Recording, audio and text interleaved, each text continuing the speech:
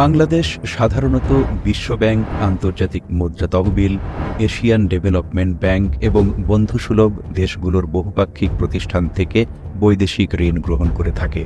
তবে শেখ হাসিনার সরকার বিদেশিদের চেয়ে দেশের অভ্যন্তরীণ বিভিন্ন খাত থেকে ঋণ নিতে বেশি আগ্রহী ছিল। আপাত দৃষ্টিতে মনে হতে পারে বিদেশি ঋণের বদলে দেশি ঋণ নেওয়া হয়তো ভালো, কিন্তু বিষয়টি মোটেও সেরকম নয়। সাধারণত বিদেশি ঋণের সুদের হার তুলনামূলক কম এবং এইসব ঋণ পরিশোধ করার জন্য বেশ দীর্ঘ সময় পাওয়া যায়। কিন্তু বিদেশি ঋণ পাওয়ার জন্য দর কষাকষি করার সক্ষমতা থাকতে হয়। সেই সাথে ঋণের টাকা খরচ করার ব্যাপারেও বেশ কিছু নিয়ম নীতি মেনে চলতে হয়।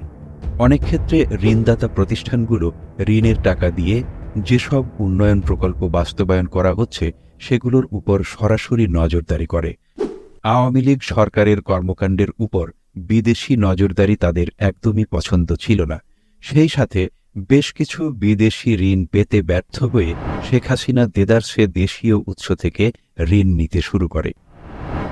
দেশি ঋণের প্রধান উৎস হল বাংলাদেশ ব্যাংক এবং অন্যান্য উৎস হল সাধারণ বাণিজ্যিক ব্যাংক এবং বিভিন্ন আর্থিক প্রতিষ্ঠান। বাংলাদেশ ব্যাংক থেকে ঋণ নেওয়ার অর্থই হল ইচ্ছে মতো টাকা ছাপানো।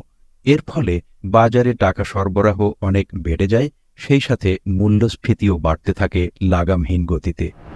বাংলাদেশ পরিসংখ্যান বোর্ডের তথ্য অনুযায়ী বর্তমানে দেশের সার্বিক মূল্যস্ফীতি প্রায় 12%, কিন্তু খাদ্যপণ্যের মুদ্রাস্ফীতি 14% ছাড়িয়ে গেছে। তার মানে আগে যে খাবার আপনি 100 টাকা দিয়ে কিনতে পারতেন সেই খাবারের বর্তমান দাম 114 টাকা, যদিও বাস্তবে এই মুদ্রাস্ফীতি আরও অনেক বেশি। তবে হাসিনা সরকার যে বিদেশি ঋণ কম নিয়েছে বিষয়টি মোটেও সেরকম নয়। অধিকাংশ বিদেশি ঋণ নেওয়া হয়েছে কোনো ধরনের দর কষাকষি ছাড়াই। 2009 সালে আওয়ামী লীগ সরকার ক্ষমতায় আসার সময় বাংলাদেশের বৈদেশিক ঋণের পরিমাণ ছিল 2,80,000 কোটি টাকা। 2023 সালে সেই বৈদেশিক ঋণের পরিমাণ দাঁড়িয়েছে 11,80,000 কোটি টাকা। তার মানে আওয়ামী লীগ সরকারের প্রথম 14 বছরে বৈদেশিক ঋণ বেড়েছে প্রায় 322%। প্রতি 3 মাস পর পর দেশের মোট ঋণের হিসাব হালনাগাদ করা হয়। অর্থ বিভাগের হিসেবে বর্তমানে দেশি ঋণ 10,35,000 কোটি টাকা এবং বিদেশি ঋণ 8,01,000 কোটি টাকা। সেই হিসেবে দেশি বিদেশি মিলিয়ে প্রায় 18,36,000 কোটি টাকা ঋণ রেখে গেছে আওয়ামী লীগ সরকার। সেই বিপুল পরিমাণ ঋণের সুদ ও আসল পরিশোধের চাপ পড়েছে বর্তমান অন্তর্বর্তীকালীন সরকারের ঘাড়ে। অর্থনীতিবিদরা মনে করেন অতি উচ্চ মুদ্রাস্ফীতি, জ্বালানি সংকট, ডলার এবং বিনিয়োগ সংকট মিলিয়ে বাংলাদেশ অর্থনীতি বিগত কয়েক বছর ধরেই অত্যন্ত নাজুক সময় পার করছে। 2024 সালে একতরফা ডামি নির্বাচনে জেতার পর শেখ হাসিনার সরকারের সবচেয়ে বড় চ্যালেঞ্জই ছিল অর্থনীতি পুনরুদ্ধার করা। কিন্তু বরাবরের মতো শেখ হাসিনা তার উন্নয়নের ভেলকি দেখিয়ে প্রকৃত অর্থনৈতিক সমস্যা সমাধানের ব্যাপারে ছিলেন সম্পূর্ণ উদাসীন। শেখ হাসিনার বেসরকারি খাত বিষয়ক উপদেষ্টা ছিলেন দরবেশ হিসেবে খ্যাত সালমান এফ রহমান। তার মানে বাংলাদেশের সরকারি খাতের বাইরে যত ধরনের বিনিয়োগ এবং অর্থনৈতিক কর্মকাণ্ড ঘটেছে তার সবকিছু প্রত্যক্ষ এবং পরোক্ষভাবে নিয়ন্ত্রণ করেছে দেশের অর্থনৈতিক খাতের সবচেয়ে বড় এই দুর্বৃত্ত। দরবেশের প্রতিষ্ঠানগুলো দেশের 4টি সরকারি এবং 3টি বেসরকারি ব্যাংক থেকে প্রায় 36,865 কোটি টাকার ঋণ নিয়েছে। শেয়ার বাজার কেলেঙ্কারিতে সালমান এফ রহমানের নাম বারবার উঠে এসেছে। বিশেষ করে 2010 সালে জিএমজি এয়ারলাইন্সের মাধ্যমে শেয়ার বাজার থেকে 400 কোটি টাকা হাতিয়ে নেওয়ার ঘটনায় তার ভূমিকা ছিল সবচেয়ে উল্লেখযোগ্য।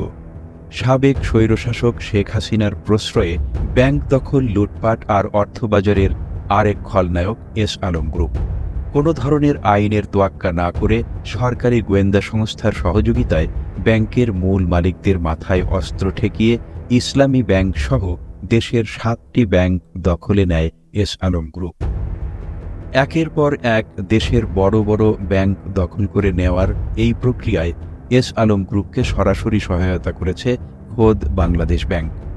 ইসলামী ব্যাংকগুলোকে জামাত মুক্ত করার নামে শেখ হাসিনা দেশের 4টি ইসলামী ব্যাংককে এস আলমের হাতে তুলে দিয়েছে। সেই সুযোগকে কাজে লাগিয়ে ব্যাংকগুলোতে মাত্র কয়েক হাজার কোটি টাকা বিনিয়োগ করে তার বিপরীতে প্রায় 2,51,000 কোটি টাকা লুট করেছে এস আলম গ্রুপ। এর মধ্যে শুধুমাত্র সিঙ্গাপুরেই 1 লক্ষ কোটি টাকার বেশি পাচারের অভিযোগ রয়েছে এস আলমের বিরুদ্ধে। অর্থনীতিবিদরা বলেন, একটি দেশের ব্যাংকিং খাত সে দেশের অর্থনীতির হৃৎপিণ্ডের মতো। শেখ হাসিনার মাফিয়া সরকার দেশের সকল আর্থিক খাতের সীমাহীন দুর্নীতি আর লুটপাটের মাধ্যমে বাংলাদেশের হৃৎপিণ্ডে ছুরি চালিয়েছে। শেখ হাসিনার প্রশ্রয়ে বেনজির, আসাদুজ্জামান এবং হারুনের মতো পুলিশ কর্মকর্তারা প্রত্যেকেই হাজার হাজার কোটি টাকার সম্পদের মালিক হয়েছে। মাফিয়া হাসিনা সরকারের দুর্নীতিবান্ধব প্রশাসনে মতিউরের মতো সরকারি কর্মকর্তারা সীমাহীন লুটপাট করে বিদেশে অসংখ্য বেগম পাড়া গড়ে তুলেছে। এমনকি শেখ হাসিনার পিয়ন থেকে শুরু করে পিএসসির ড্রাইভার পর্যন্ত সরকারি নিম্নপদস্থ কর্মচারীরাও হয়েছে শত শত কোটি টাকার মালিক। এর বাইরে রাজনীতিবিদদের অপকর্মের ফিরিস্তি তো বাকিই আছে। এগুলো সবই হিমশৈলের চূড়ামাত্র। যে কয়জনের দুর্নীতি আমাদের সামনে এসেছে তাতেই এত ভয়াবহ চিত্র দেখা যাচ্ছে। সকল ক্ষেত্রে দুর্নীতির প্রকৃত চিত্র উঠে আসলে তখনই আসলে বোঝা যাবে শেখ হাসিনা বাংলাদেশের কত বড় ক্ষতি করে গেছে। একদিকে দুর্নীতির মাধ্যমে দেশের অর্থনীতিকে খোকলা করে ফেলা, অন্যদিকে ব্যাপক দেশি বিদেশি ঋণ গ্রহণের মাধ্যমে বাংলাদেশকে একটি গভীর সংকটে ফেলে দিয়ে গেছে শেখ হাসিনার সরকার। মাত্র 1 দশক আগেও 2012-13 অর্থবছরে বৈদেশিক ঋণ হিসেবে বাংলাদেশকে পরিশোধ করতে হয়েছে 13,000 কোটি টাকা। অথচ গত বছর আওয়ামী লীগ সরকার বিভিন্ন ঋণের কেবল সুদ হিসেবেই পরিশোধ করেছে 16,000 কোটি টাকা। সব মিলিয়ে গত অর্থবছরে 40,000 কোটি টাকার রেকর্ড পরিমাণ বিদেশি ঋণ পরিশোধ করেছে বাংলাদেশ। অর্থ মন্ত্রণালয়ের প্রতিবেদনে বলা হয়েছে 2030 সাল থেকে বাংলাদেশকে প্রতি বছর 61,000 কোটি টাকারও বেশি পরিশোধ করতে হবে। বাংলাদেশ যদি নতুন করে আর কোনো ঋণ নাও নেয় তাহলেও বর্তমান ঋণের বোঝা শোধ করতে 2062 সাল পর্যন্ত ঋণের সুদ এবং আসল পরিশোধ করতে হবে। এত কিছুর পরেও শেখ হাসিনা নতুন ঋণ নেওয়ার প্রক্রিয়া একেবারেই বন্ধ করেননি। আওয়ামী লীগ সরকার আরও প্রায় 5 লক্ষ কোটি টাকা ঋণ নেওয়ার বিষয়ে আলোচনা ও পরিকল্পনা করছিল। এমনকি যে চীন সফর পরবর্তী সংবাদ সম্মেলনে শেখ হাসিনা রাজাকার বিষয়ক উক্তি করেছিল, সেই সফরেও হাসিনা সরকার চীনের কাছ থেকে 83,000 কোটি টাকা ঋণ চেয়েছিল এবং চীন 60,000 কোটি টাকা ঋণ দেওয়ার ব্যাপারে সম্মত হয়েছিল। যে দেশের মানুষ বাজারে গিয়ে নিত্য প্রয়োজনীয় পণ্য কিনতে পারে না, সেই দেশে নানা অপ্রয়োজনে উন্নয়ন প্রকল্পের নামে এত বড় বড় ঋণ নেওয়া হয়েছে যে এক একটি ঋণের অঙ্কে কতগুলো শূন্য আছে তা গুনতে গিয়ে যে কোনো সাধারণ মানুষকে হিমশিম খেতে হবে। মেগা প্রকল্প বাস্তবায়ন করতে গিয়ে দেশ বহু আগেই দেউলিয়া হয়েছিল, কিন্তু হাসিনা তার দুর্নীতির মেগা প্রকল্প থামায়নি।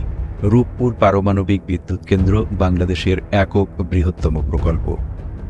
এখনও পর্যন্ত বাস্তবায়িত হওয়া দেশের সবচেয়ে বড় প্রকল্প ধরা হয় পদ্মা সেতুকে। কিন্তু এই পারমাণবিক বিদ্যুৎ কেন্দ্র চালু হলে এটি হবে বাংলাদেশের ইতিহাসের সবচেয়ে ব্যয়বহুল প্রকল্প।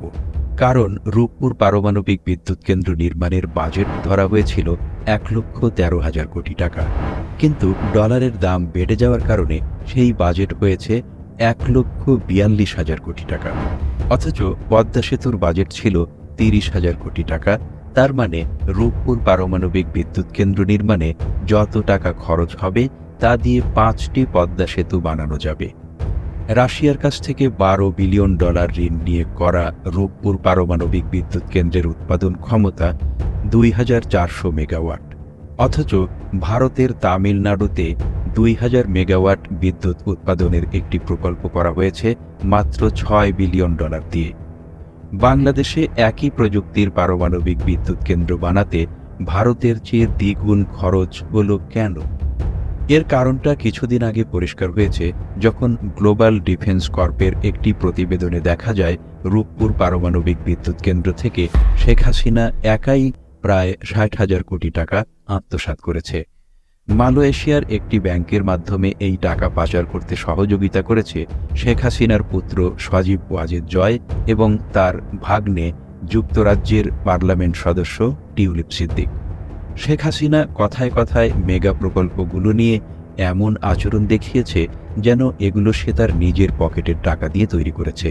ক্রমাগত মিথ্যাচারের মাধ্যমে ১৬ বছরের দুঃশাসনে গুম, খুন, চাঁদাবাজি, টেন্ডারবাজি, সিন্ডিকেট বাণিজ্য, কমিশন বাণিজ্য, শেয়ার বাজার কেলেঙ্কারি, ব্যাংক দখল, মাদক ব্যবসা, চোরাচালান সহ সকল ধরনের দুর্নীতিতে প্রচ্ছন্ন মদত দিয়ে বাংলাদেশকে একটি প্রকৃত মাফিয়া স্টেটে পরিণত করে শেখ হাসিনা হয়ে উঠেছিল এর একমাত্র গড মাদার।